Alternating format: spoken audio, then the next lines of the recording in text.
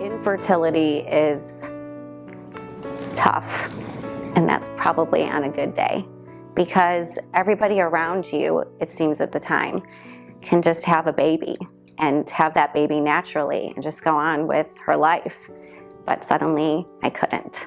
And at the time, I didn't know anybody else. You didn't have Paris Hilton, Kim Kardashian, let alone anybody in my personal life that had trouble even getting pregnant.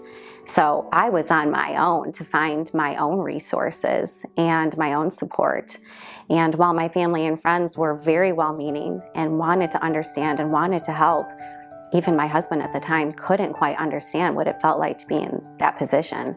I've experienced suffering and death and hunger and these things, but the challenge of infertility goes beyond that, and that feeling that the body that you were given is failing you and not doing what you need to, and if I just this and if I just that, and maybe if I just do this, if I just drink this juice, then I'll get pregnant, or this medication, or this whatever. And when none of those things result in a pregnancy, it is crushing. At the end of the day, you want to be mom. And there are a lot of options now in our world to get you to that end goal. The two options that we found were adoption or surrogacy. So we found adoption agencies and we went to several meetings. Now let's learn about surrogacy. So we went to visit an IVF clinic and met with a doctor and asked the same questions: cost, the process, how does this work? Let's see what's possible. Let's see if we can afford this. Let's see if we have the mental energy for this. Going in, I was definitely probably apprehensive and skeptical. Like, is this really going to work out? Who is this person? How is this going to work? What if it doesn't? What if something goes wrong? You have all these different questions, and for sure that was one of the biggest fears. I can remember sitting in the doctor's office, and I knew in my gut that's what we needed to do.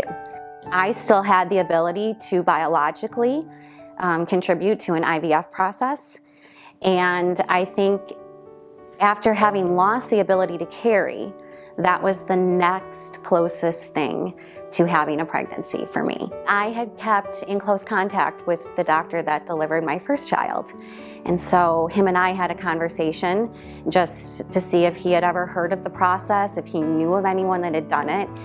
And he says to me on the phone, this is very rare because in the state of Michigan, you can't pay anybody, so normally you have to have a friend or a family member.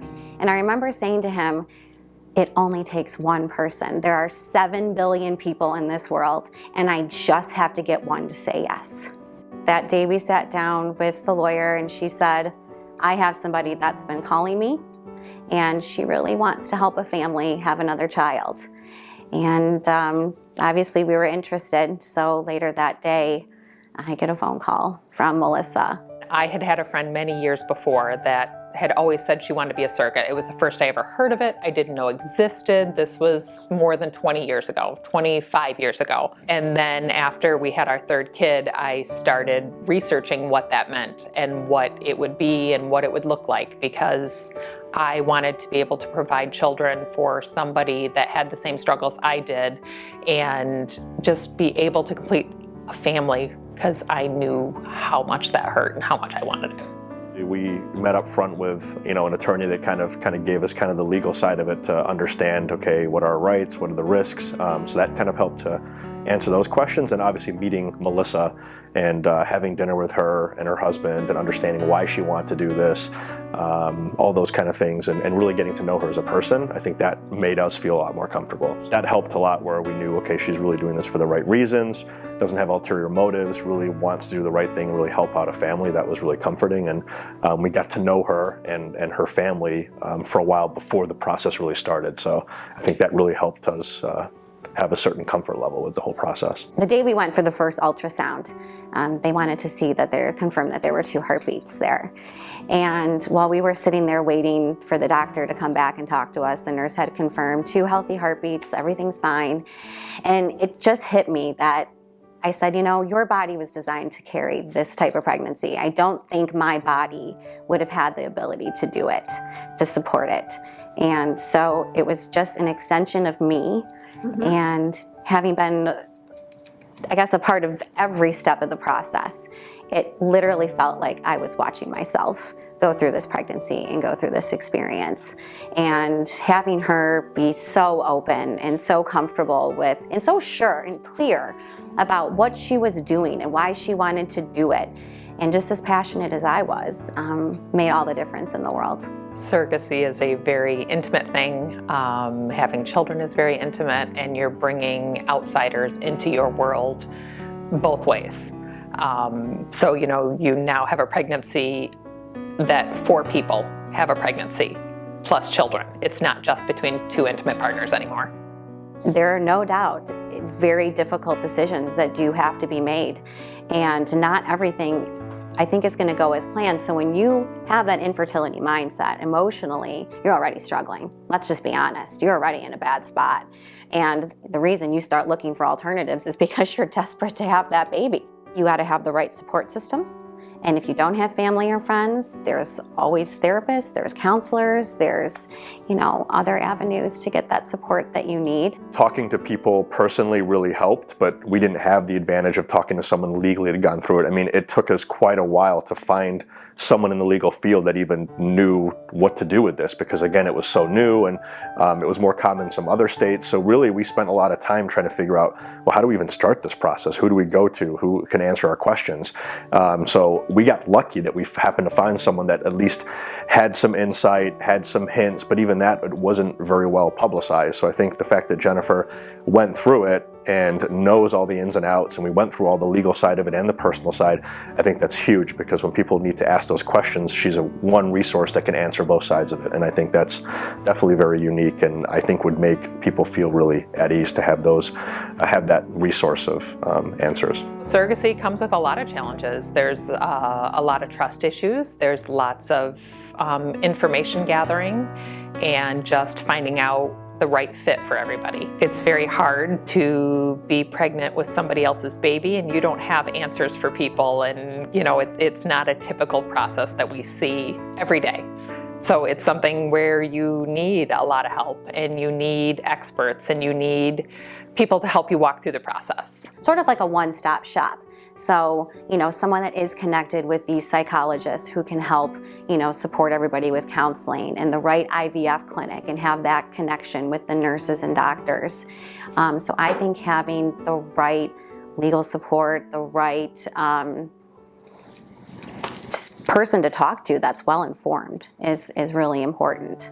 And then of course Melissa and I had each other, and we figured out all the answers together. And I think now the reason why you see us so connected is because that experience, once you go through that with somebody, you can't undo that bond and that connection. They have to, I think, dig deep into places I don't think even though we knew we had, and to figure everything out together. So I was ultimately really lucky to have her, but I had to take support from wherever I could get it, and not be afraid to ask questions, and not be afraid to ask for help. Reaching out for information is the best thing you can possibly do. Nobody regrets getting information. So if it's something you're even thinking about passively, start asking around, start asking questions, start doing research, start thinking about it. It is a big decision, and not one that should be made lightly or quickly. And talking to people and gathering that information is the best thing you could do for you and your family. I can, list a number of the questions I had in my head, being open and honest, is, okay, what about what could happen medically? What could go wrong with the whole IVF process when you're transferring embryos, when you're extracting everything?